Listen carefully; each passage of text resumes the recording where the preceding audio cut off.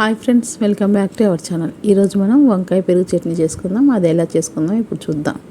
First పెరుగుని ఒక బౌల్లో తీసుకొని మంచిగా గిల్ల కొట్టుకొని పక్కన పెట్టుకోవాలి.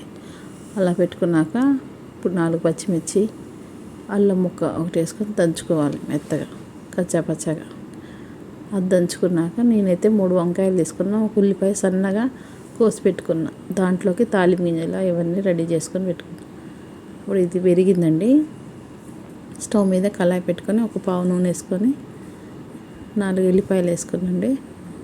దాంట్లోకి ఒక స్పూన్ తాలింపు గింజలు, 2 ఎండుమిరపకాయలు తుంపేసా. ఇప్పుడు మనం దంచి పెట్టుకున్న పచ్చిమిర్చి, అల్లం పేస్ట్ వేసుకున్నాం, 2 కలిపినాయి. అవి కూడా మంచిగా వేయించుకోవాలి. వేయించుకున్నాక మనం ఉల్లిపాయలు కోసి పెట్టుకున్నాం కదా, అవి వేసుకొని సన్నగా కోసుకున్నాండి, కట్ చేసా. అవి కూడా మంచిగా ఫ్రై చేసుకోవాలి. చేసుకున్నాక ఇక వంకాయలకి ఇలా ఘాట్లు పెట్టుకోవాలి. ఈ పొడుగున్న వంకాయలు, దాన్ని నేను మజ్జిగ చేసి 4 ముక్కల్లా కోసి పెట్టాను. చాలా బాగుంటుందండి టేస్టీగా. ఇప్పుడు దాంట్లో కొంచెం చిటికెడంత పసుపు వేసుకున్నాక ఇప్పుడు వంకాయలు వేసుకోవాలి. ఆ వంకాయలు అనేది మగ్గాలి. అవి వేసుకున్నాక అలా మసాలా అంతా పట్టాలి. కొంచెం అటు ఇటు తిప్పుకోవాలి. తిప్పుకున్నాక దాంట్లో లైట్గా ఉప్పు జల్లుకోవాలి.